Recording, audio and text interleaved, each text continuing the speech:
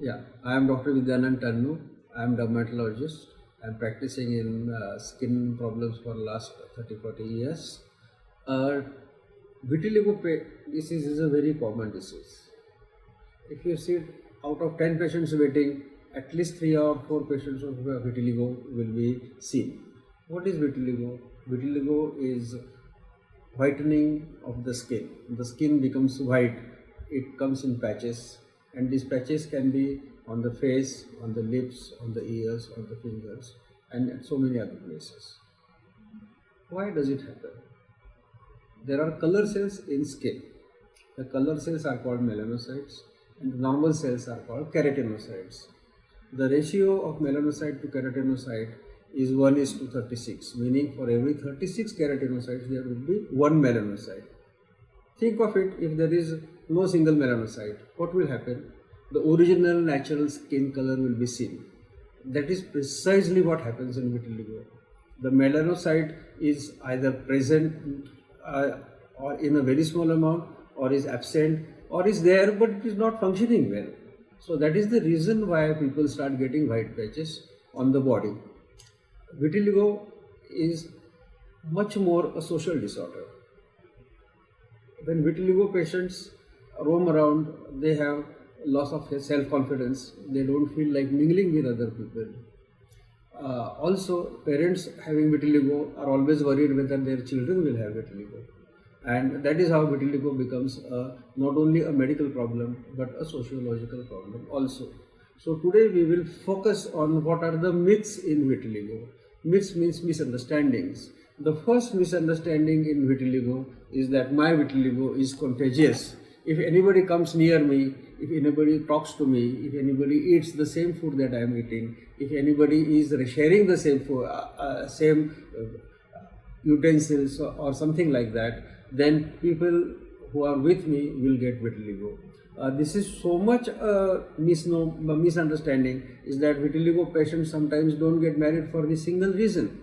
So let me tell you, my friends, vitiligo is a disease which comes from parents to children. It is never transferred. So just don't worry about it. Vitiligo is a non-contagious disease. Second thing, and a second very common myth, is that if the parents have vitiligo, the children will have vitiligo. Is it true? It is very partially true. What happens is that the penetration of vitiligo depends mostly on how severe the vitiligo parents are having.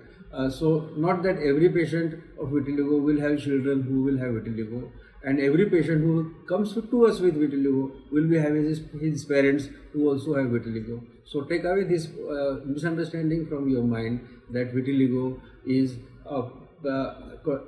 runs in families. It does not. The third myth which patients have is that it is caused by some specific food.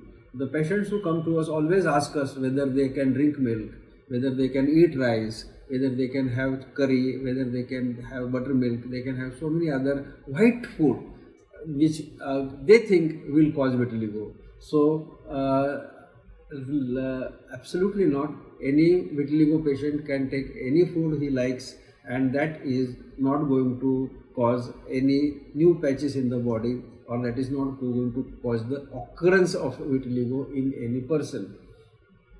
Vitiligo patients are inferior to other people is some other misunderstanding, is that they feel that when a child is there in a school who is having vitiligo, he is mentally a bit different, mentally retarded. So it is not so. A vitiligo patient is as clever as any other student sitting around. Another misunderstanding which people have is that vitiligo will vanish by itself.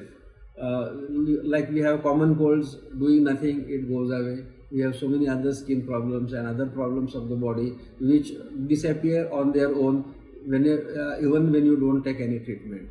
My friends, vitiligo is not one such disease. Vitiligo, once is there, it has to be dealt with by a dermatologist.